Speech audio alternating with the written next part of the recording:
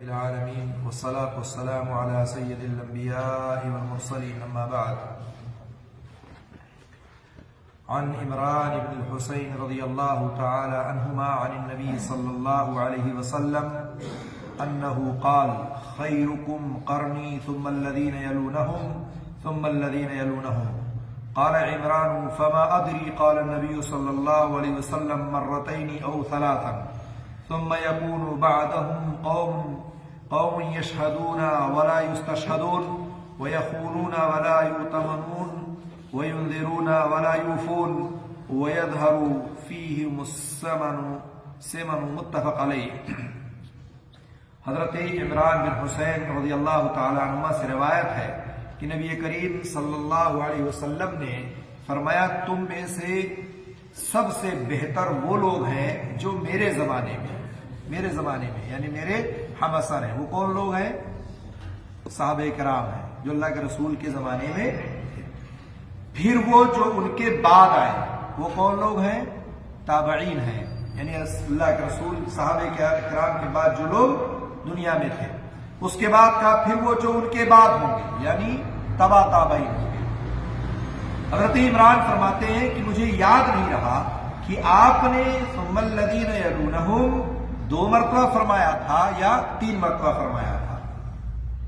کہتے ہیں کہ پھر ان کے بعد ایسے لوگ ہوں گے جو گواہی دیں گے، حالانکہ ان سے گواہی طلب نہیں کی جائے گی، اور وہ خیانت کریں گے، امانت دار نہیں ہوں گے، نظریں مانیں گے اور انہیں پورا نہیں کریں گے، اور ان میں دنیاوی لذتوں میں رغبت کی وجہ سے موٹاپا ظاہر ہوگا. اس حدیث میں ایک تو یہ پتہ چلا کہ تینوں زمانوں کو خیر القرون یعنی سب سے بہتر زمانہ جو ہے درجات کے حساب سے جو ہے کہا گیا ہے. ایک تو اللہ کے رسول کا زمانہ، اس کے بعد صحابہ کرام کا زمانہ، اس کے بعد تابعین کا زمانہ، اور یا پھر تبع تابعین کا زمانہ. کہتے ہیں کہ ایک عہد رسالت یا عہد صحابہ، دوسرا عہد تابعین، اور تیسرا عہد تبع تابعین جو 220 ہجری تک رہا. 220 ہجری تک یہ زمانہ رہا. اللہ کے رسول صلی اللہ علیہ وسلم کی وفات کب ہوتی ہے؟ کب ہوتی ہے؟ کسی کو معلوم ہے کب اللہ کے رسول کی وفات ہوتی ہے؟ کتنے ہجری میں؟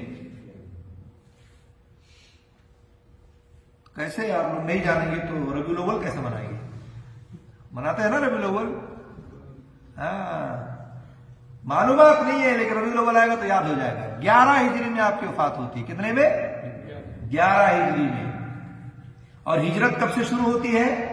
جس سال اللہ کے رسول مکہ سے مدینہ ہجرت کر کے گئے تھے اسی سال سے ہجری شروع ہوا ہے. اور جب اللہ کے رسول مکہ سے ہجرت کر کے مدینہ گئے تو 11ویں ہجری میں اللہ کے رسول کی وفات ہوتی ہے. کون سا دن ہوتا ہے وفات کا؟ یہ بھی نہیں معلوم ہے.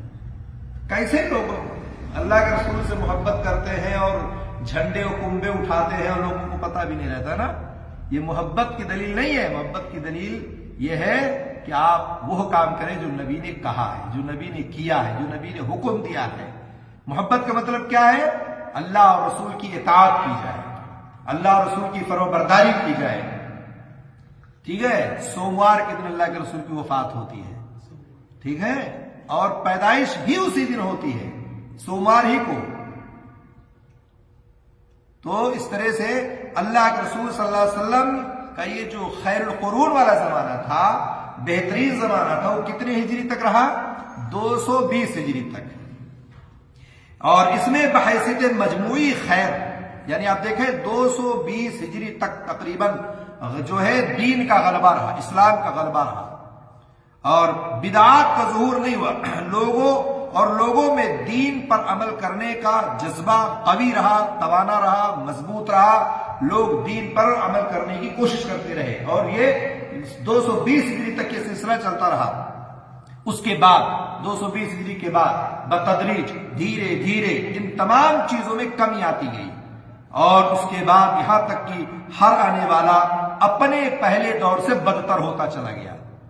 ہر آنے والا اپنے پہلے کا بھی. اب ہم ہی لوگ آپس میں کہتے ہیں پہلے تو ایسے نہیں تھا، اب ایسے ہو گیا ہے.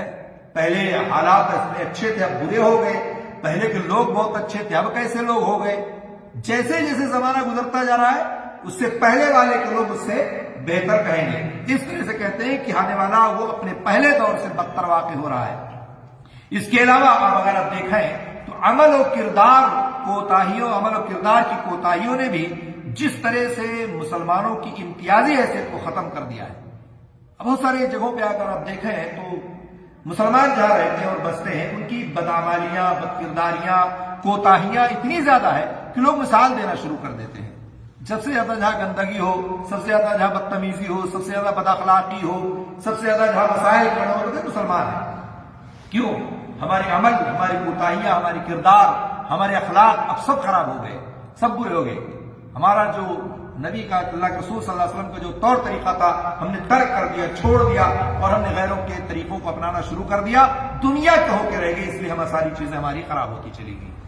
تو مسلمانوں کی جو امتیازی حیثیت تھی وہ دھیرے دھیرے دھیرے دھیرے ختم ہوتا چلا جا رہا ہے، اور بدعات کی کثرت اور اسی طرح سے اسلام میں بہت ساری چیزیں لوگوں نے داخل کر دی، بدعات کے نام پر، رسم و رواج کے نام پر، اور کفر و شرک کے نام پر، بہت ساری، یعنی ہر آدمی یہ کوشش کرتا رہا کہ کسی بھی طرح سے اسلام کے چہرے کو بگاڑ دیا جائے، اسلام کے چہرے کو مسخ کر دیا جائے۔ اور غیر تو غیر اپنوں نے بھی یہ کام کیا، اپنوں نے بھی یہی کام انجام دیا کہ بدعت داخل کر دی، جو نبی کا حکم نہیں تھا اس کو کرنے لگے، ثواب سمجھ کے کرنے لگے، اچھا کام سمجھ کے کرنے لگے۔ کہتے کر لیا تو کیا حرج ہے، اچھا ہی تو ہے، بڑھیا تو ہی ہے۔